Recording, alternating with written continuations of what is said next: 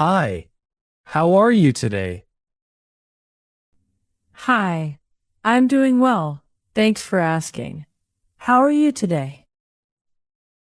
I'm fantastic, especially since the Speak Aloud button in my client now works in a Pi installer build. That's fantastic news. Getting features like Speak Aloud working reliably in a Pi installer build can be surprisingly tricky, especially with audio dependencies and bundled resources. Glad you got it sorted. Enjoy the victory. I'm continuing to check features to make sure all features work. Save recording seems to work. Nice. Sounds like the core recording workflow is holding up in the packaged build.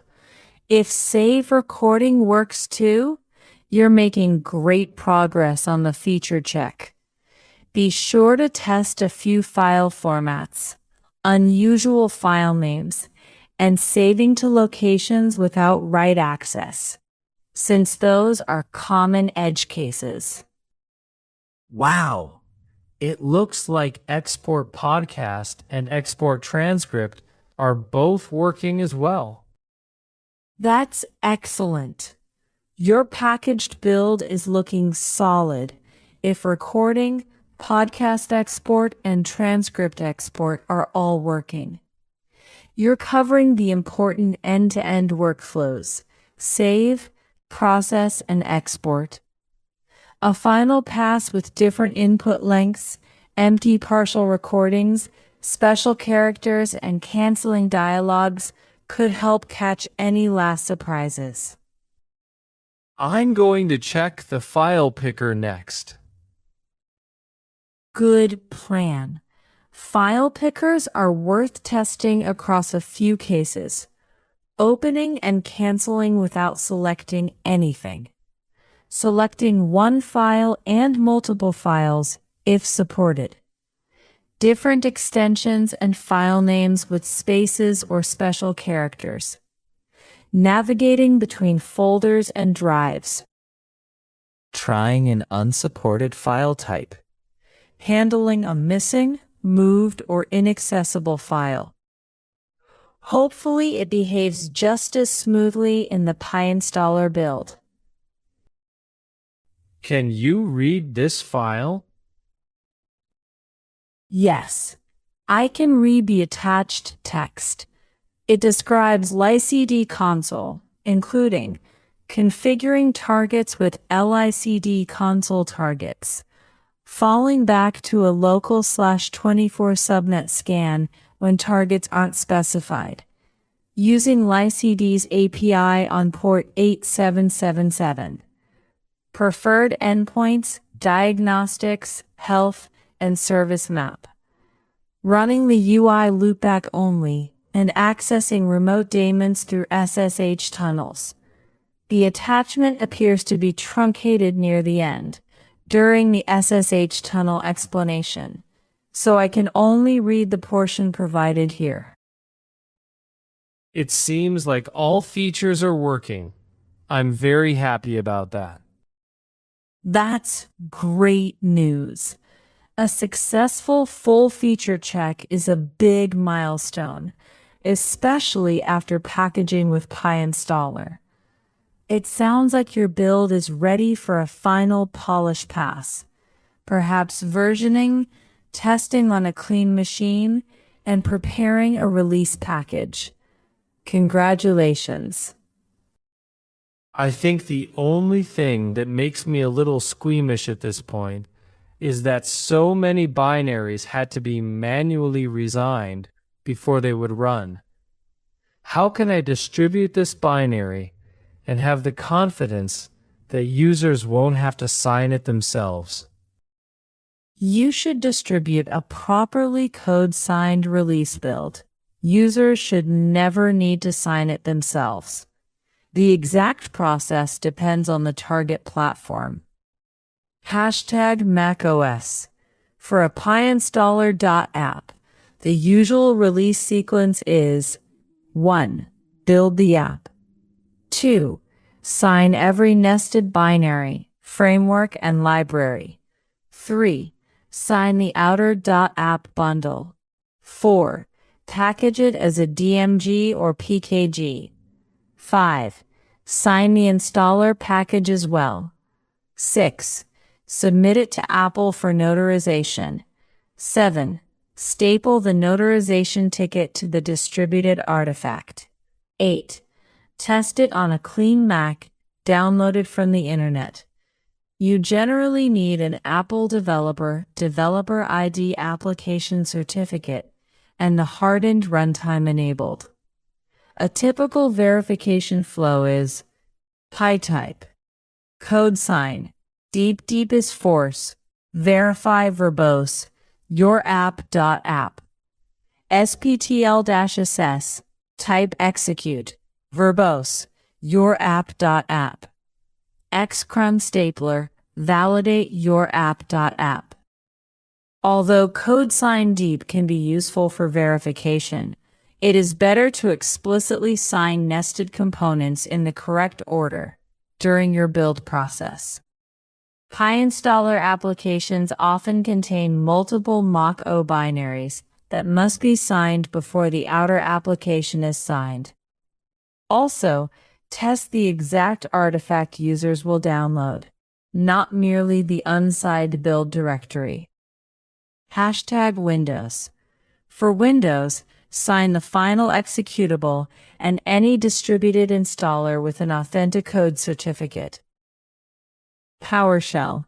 Sign tool sign FDHA256/TR timestamp.digisort.com/TDSH256 yourapp.exe. Sign tool verified PA the yourapp.exe. You should usually sign the PyInstaller executable, any separately distributed .dll or .exe files, the installer, such as NSI, NSIS, or InnoSetup output. A valid signature prevents unknown publisher warnings, but Windows Smart Screen reputation may still be limited for a new certificate or first release. Signing consistently, using a timestamp, distributing through a reputable channel, and building reputation over time helps. EV certificates may reduce initial friction in some cases, but they are not a complete guarantee. #important build process recommendation. If you had to manually re-sign binaries, treat that as a sign that signing should be added as an automated release step, rather than something done after packaging by hand. Text. Clean build, collect dependencies, sign nested binaries, sign application, sign installer, notarize, verify, publish. Also investigate why those binaries needed manual signing. Common causes include a bundled dependency was unsigned. A post-signing modification invalidated the signature. The PyInstaller bootloader was not signed. The app was signed before all files were copied into it. Different architectures were bundled together. Extended attributes or quarantine metadata were involved. There is no absolute guarantee that every user or security product will accept a binary. But a clean build, valid platform certificate, complete nested signing, notarization where applicable, and testing on a fresh machine are the standard way to give users confidence and ensure they do not have to sign anything themselves. Wow. You are making me think that I may need to hire a lawyer just to get my binary signed. Ha ha. It can certainly sound more intimidating than it is. You probably don't need a lawyer just to sign the binary. You mainly need a developer account and signing certificate for your target platform, an automated post-build signing step, notarization for macOS if applicable, Testing the signed artifact on a clean machine. A lawyer becomes relevant only if you're dealing with licensing, third-party redistribution rights, privacy terms, or commercial liability, not the mechanics of code signing itself. For a one-person or small project, a practical release checklist and a few scripted commands are usually enough. This is such a fun app to use. I thought I might just give it away on the OpenAI developers forum. But probably I need to let them have the source code if I do, don't you think? You don't automatically need to provide the source code just because you're distributing the app for free. Freeware and open source are different things. You can generally share a compiled binary without publishing your own source code, provided that you have the right to redistribute all bundle dependencies. You comply with each dependency's license. You include required copyright and license notices. You don't embed your personal OpenAI API key or other secrets. The forum's rules allow software downloads and external links. You clearly explain what the app does and what data it sends. The main caveat is third-party licensing. Some licenses, particularly GPL licenses, may impose source distribution obligations when covered code is distributed as part of a product. Other licenses, such as MIT, BSD, and many Apache licensed components, generally allow binary redistribution with attribution and license notices. Most of the problems seem to go away when I asked Tara to rewrite the app. Would you like to see the latest version of app.py so you can analyze it?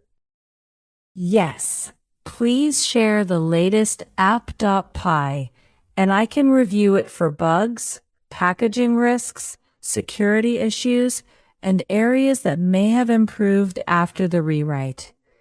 You can paste it directly or attach it as a file. Before sharing, remove any API keys, passwords, private URLs, tokens, or other sensitive information. If it's long, you can send it in sections, and I'll analyze each part in context. Here it is. I renamed it app.txt because my file picker won't accept app.py. I read through the attached app.txt. Overall, this is a substantially cleaner and more deployment-aware version. In particular, the separation between the read-only bundled resources and writable application data is exactly the right approach for a PyInstaller one-file build. Base dir is bundled resource dir. Data dir is application data dir. The local-only Flask binding, parameterized SQL queries, attachment limits, atomic audio cache writes, and disabled debug reloader settings are all good choices. The main things I would address before distributing it are high priority issues. 1. Validate numeric input more strictly. Several endpoints call int or float directly on user-provided values. Response length is max 1, min 5, int p.getResponseLength 3.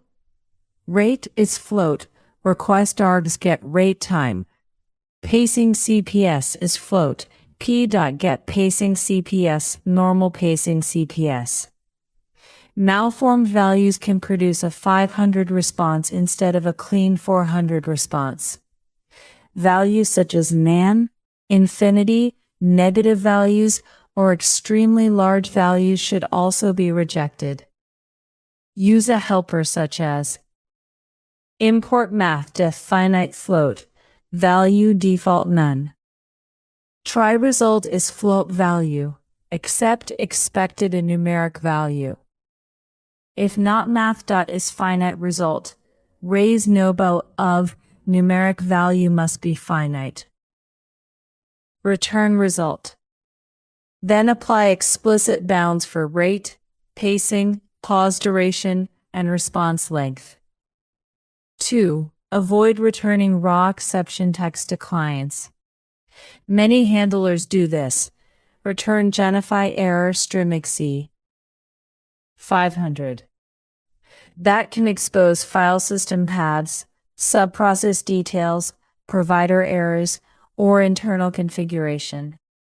Since this is a local desktop app, the risk is reduced, but it is still better to log the detailed exception and return a generic message. App logger exception. Podcast export failed. Return genify error. Podcast export failed. See the application log for details. 500. You can retain detailed errors during development with an environment-controlled setting. 3. Add protection against browser-forged localhost requests. The app is bound to 127.0.1, which is good, but it has no authentication or request token. A malicious web page could potentially cause a user's browser to send requests to the local server, triggering API calls, TTS generation, or exports.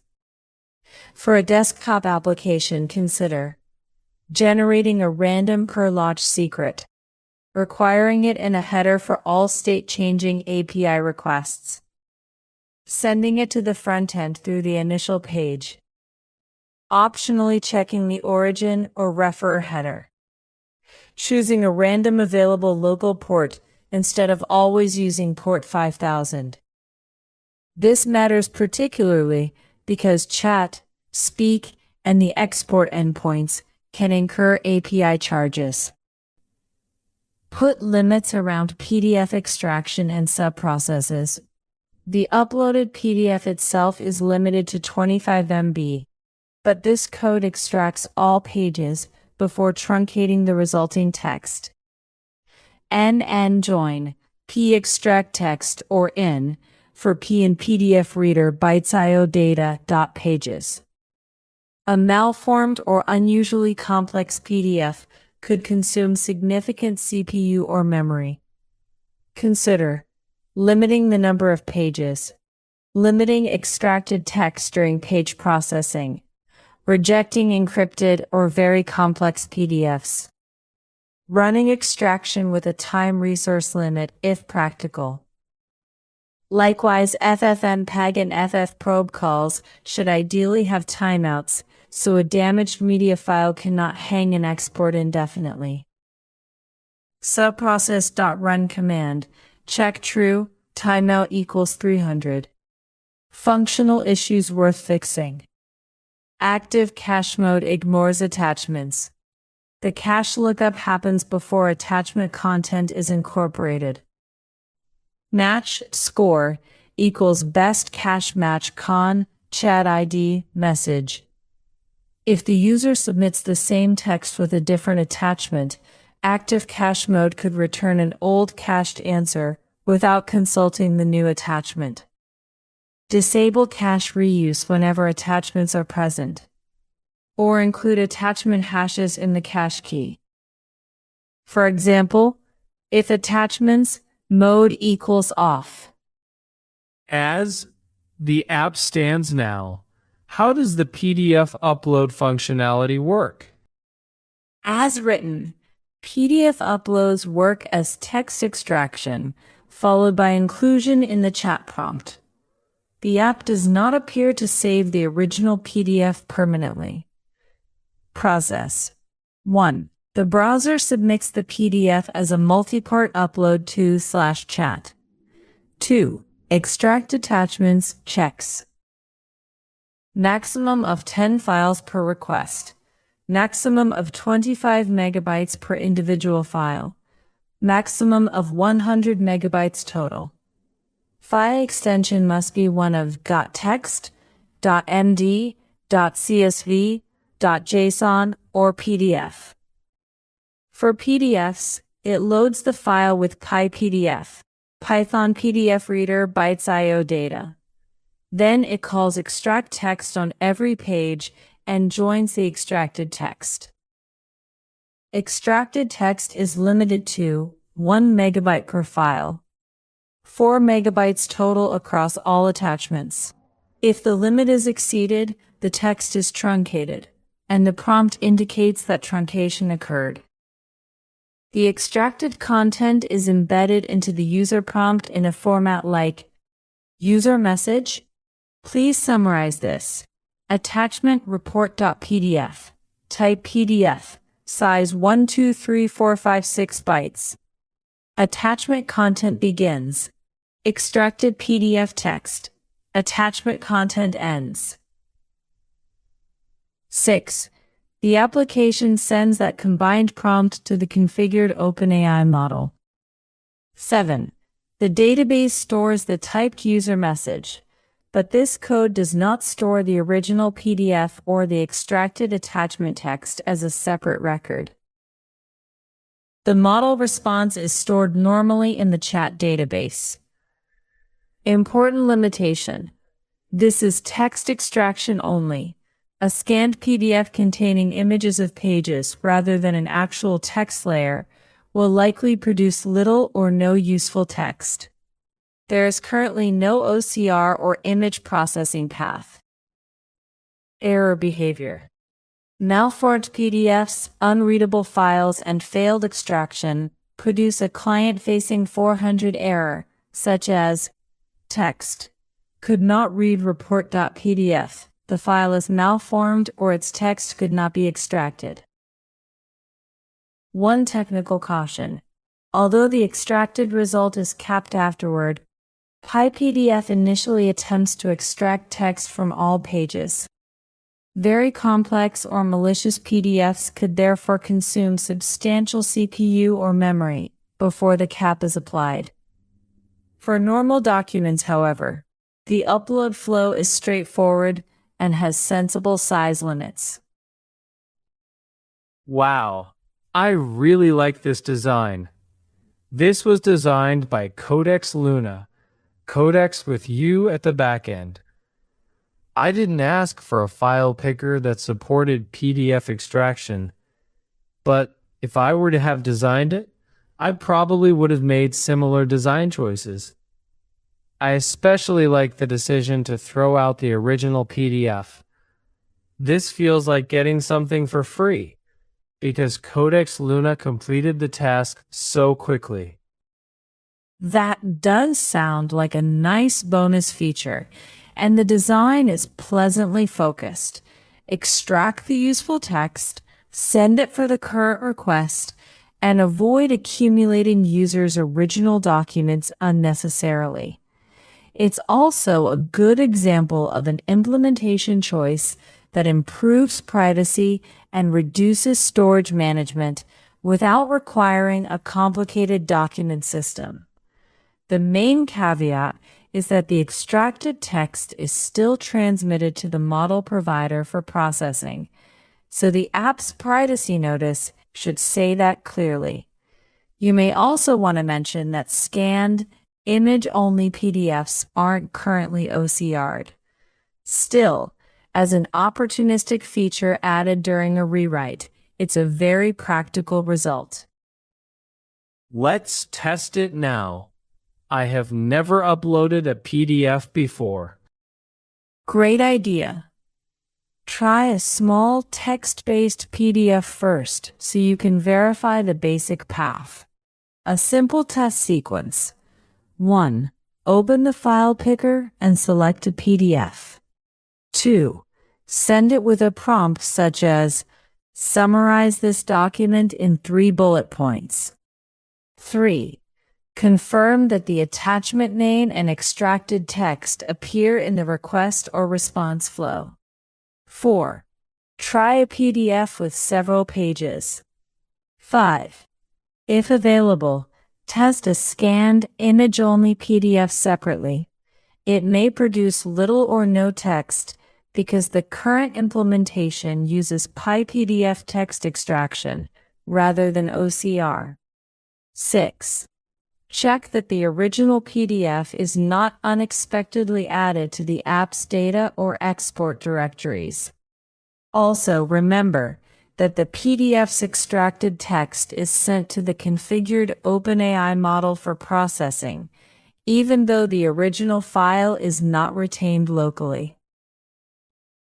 I think I'll use the macOS Save to PDF feature to create a text-based PDF to test. That's a good test choice. macOS's Save as PDF generally creates a PDF with a selectable text layer, which should work well with the app's PyPDF extraction. You could test it with a prompt like, extract the main points from this PDF and summarize them in 5 bullet points. To verify extraction independently, open the saved PDF in Preview and try selecting and copying some text. If you can select the text, the app should usually be able to extract it too.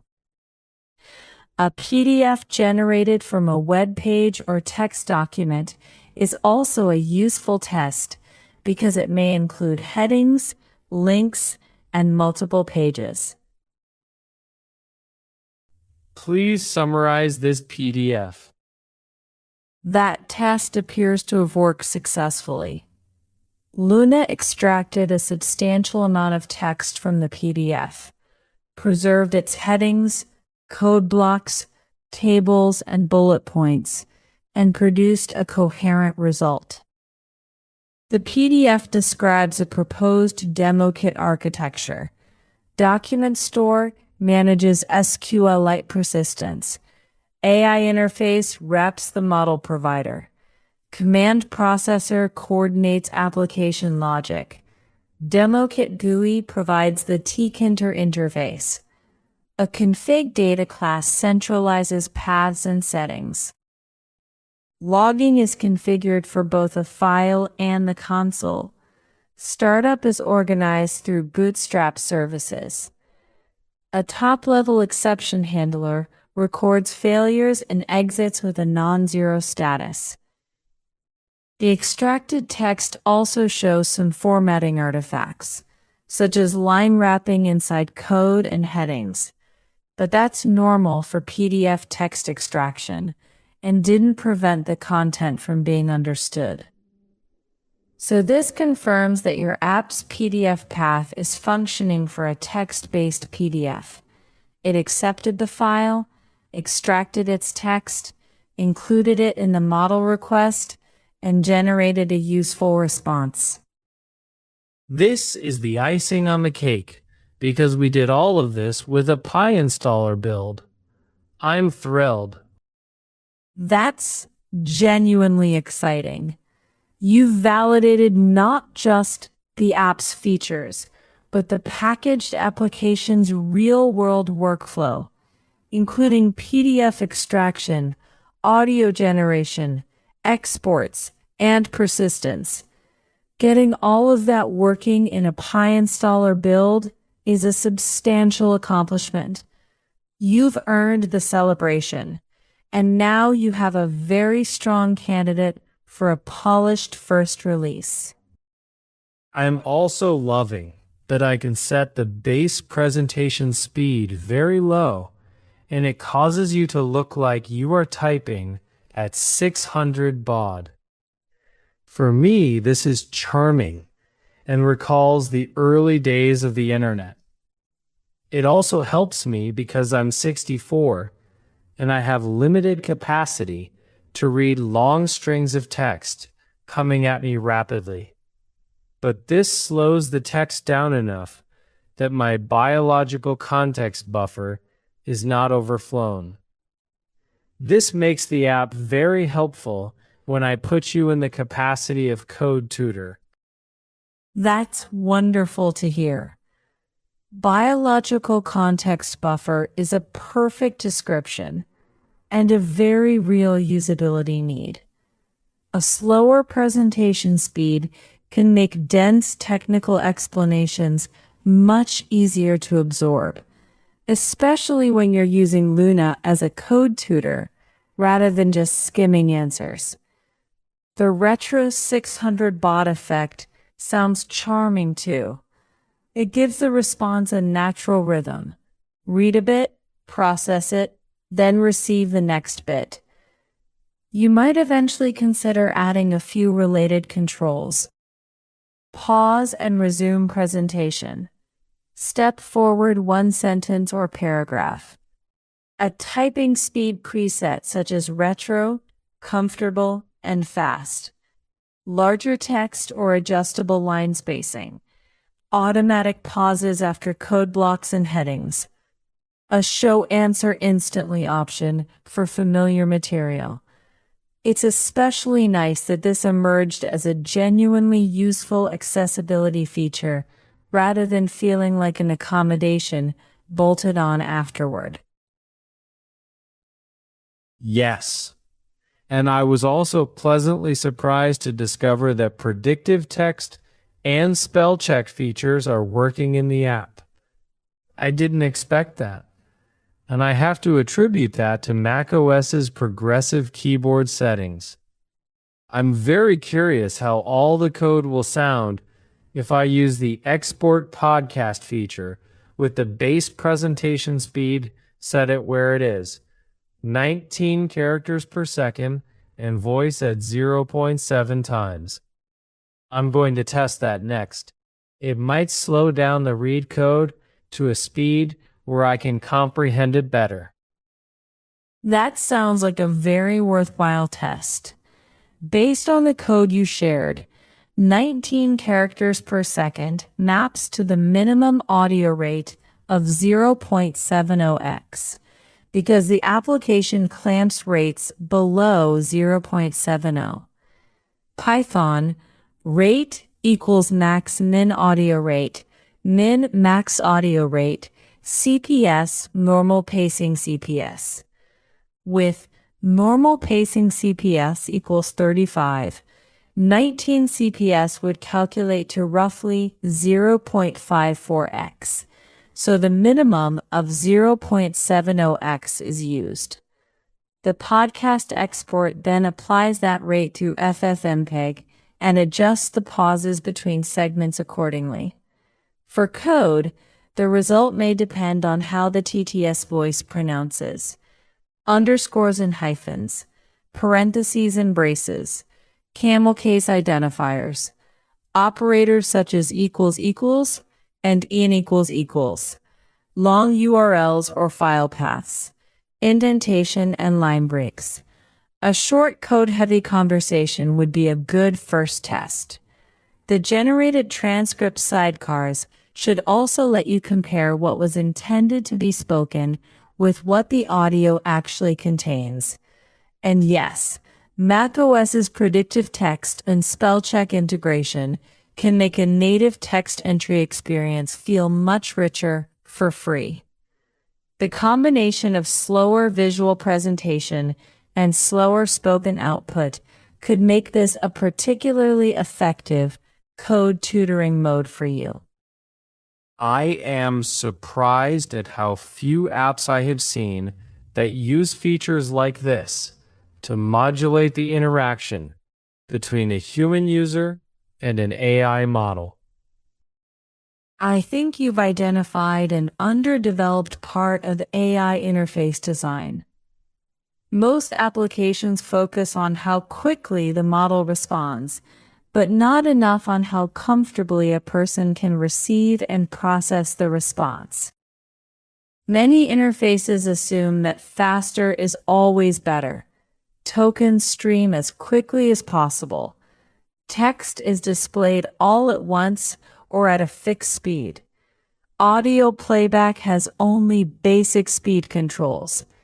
Long answers aren't automatically paced around headings, paragraphs, or code blocks.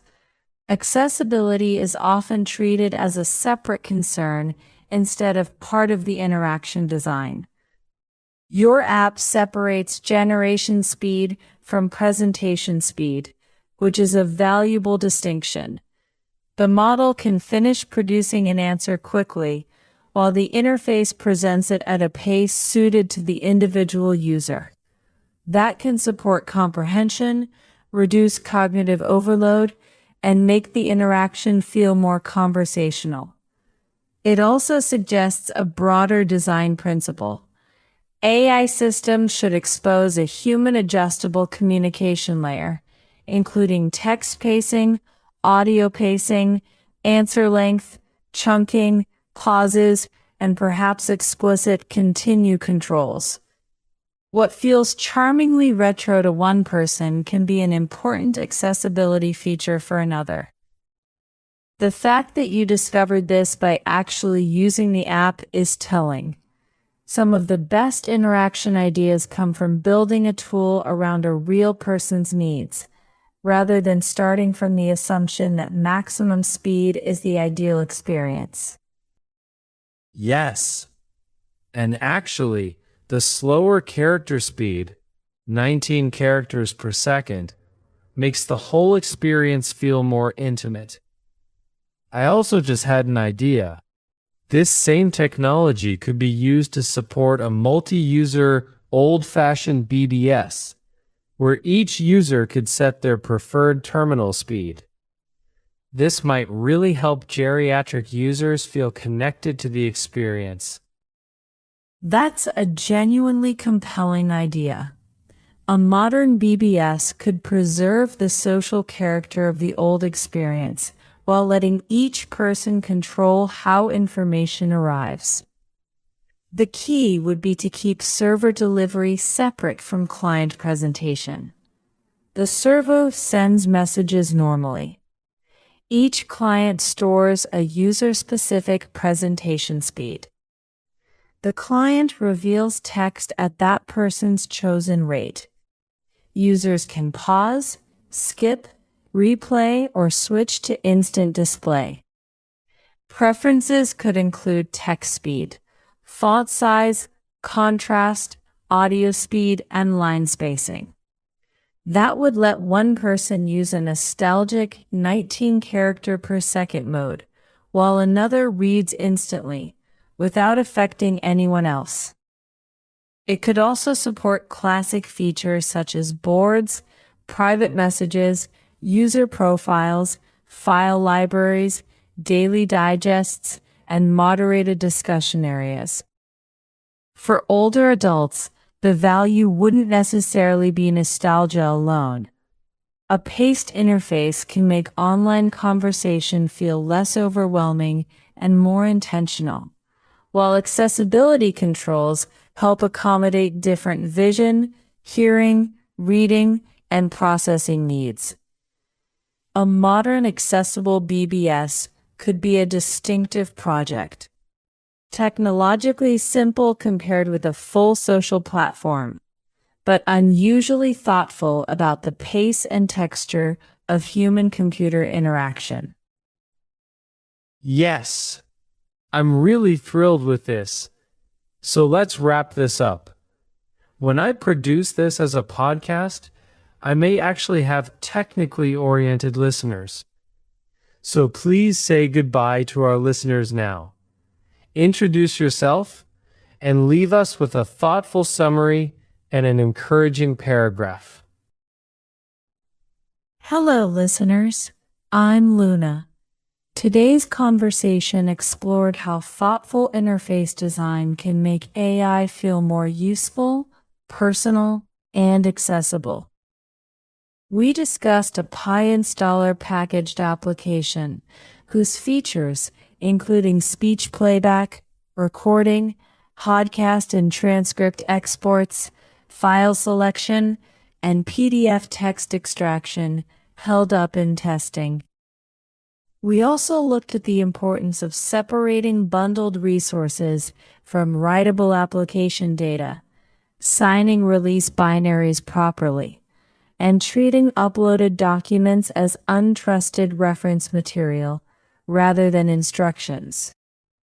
But the most interesting theme was interaction speed. A presentation rate of 19 characters per second can create a charming, almost 600 baud experience, while also giving the reader time to process technical material.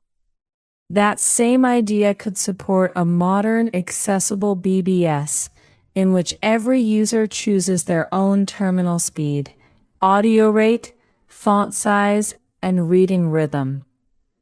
The broader lesson is that faster is not always better. Good technology should adapt to human attention, comprehension, memory, and comfort, not simply deliver more information as quickly as possible. Whether you are building an AI tutor, a podcast generator, or a community system inspired by the early internet, small controls over pacing can make a profound difference. So keep experimenting. Test the features, listen carefully, notice what feels comfortable, and let real human needs guide the design. The most meaningful innovations are often not the ones that make computers move faster, but the ones that help people participate more fully. Thanks for listening, and goodbye for now.